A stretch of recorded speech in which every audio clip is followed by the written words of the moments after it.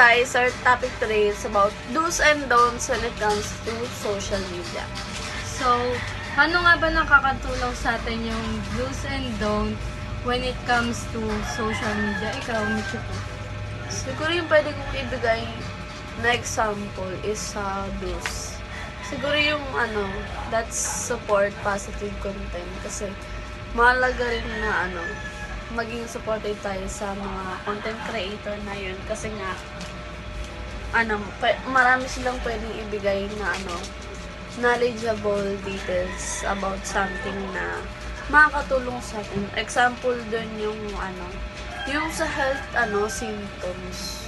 Hindi ko kung napapanood nyo yun guys pero may isang TikToker kasi na doktor na nagsushare siya ng mga symptoms tsaka advices.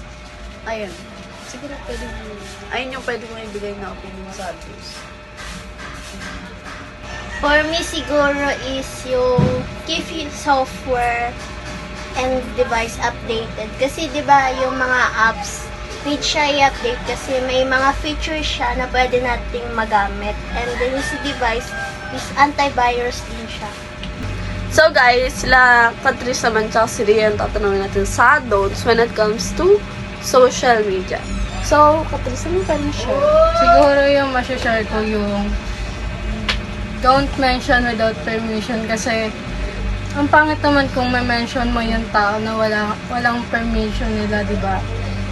Kagaya na lang nung i-mention mo siya sa post na sensitive. Di ba ang pangit ng ganun tapos wala ka pang permission niya. Kaya mas better to ask permission muna. Hindi ka may dadagdag ka pa.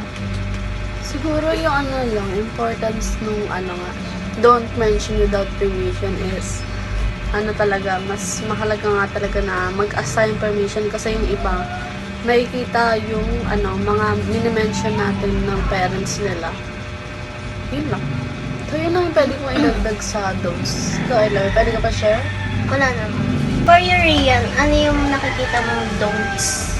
So, ang nakikita kong don'ts and masashare ko sa inyo is makaka-relate kayo here kasi ginagawa to ng isang katabi ko dito na nakasalamin. Yes, ginagawa yun. Ang yun ay don't post private messages in public. So, private niya nga yun eh. Private niya yun, tapos pinagkatiwalaan ka niya sa mga sinasabi niya. Tapos, ipopost mo sa social media yung mga dapat sa inyo lang, ganun. So, wag tayong mag-post ng mga private na sinasabi ng mga kaibigan natin sa kanila na sasabi nila sa atin na ipa-post nila yun para ikakasira ng kaibigan niya or it is pag nagagawa naman yun mostly like pang magkaaway yung may kaibigan tapos may conversation sila na bawal ipagkalat, ganon, wag sabihin sa iba tapos yung isa naman ipa-post niya yung private na yun tapos yun, ikakasira yun ng isang tao at pwedeng maaari siyang mag-suicide. So, wag na wag yun gagawin, ha? Yes. Dapat yun, gawin niya ni Patrice, Uy, guys. hindi man ako nagpo-post ng conversation. Uy, meron! Sino? May Meron akong birthday ka, screenshot. diba? Gusto nyo ilabas ko dito. Bombastic side eye. So guys, na nagtatapos yung do's and don'ts namin when it comes to social media. And nagbigay ng 2 examples sa do's and don'ts. So, may dadagdag pa ba kayo? Wala. So guys, yun lang nagtatapos ang Emcra Diaries. So, I'm Michiko. I'm Patrice. And 9 yan. Ayla! Bye-bye! Bye! Yay! And then, Kung tayo talaga, Okay, kung sige na tayo natin yun. talaga! kung tayo talaga.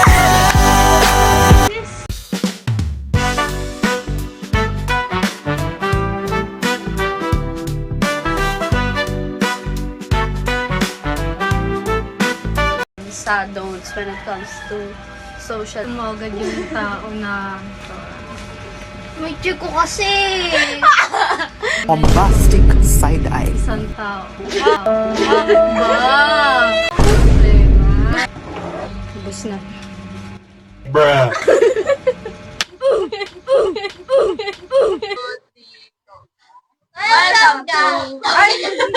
Lucky Chan! Bigyan mo, Bigyan nyo kami ng beat. Bigyan nyo kami ng, bigyan mo kami ng beat, Michiko. Lucky Chan! Ay! Kakakain!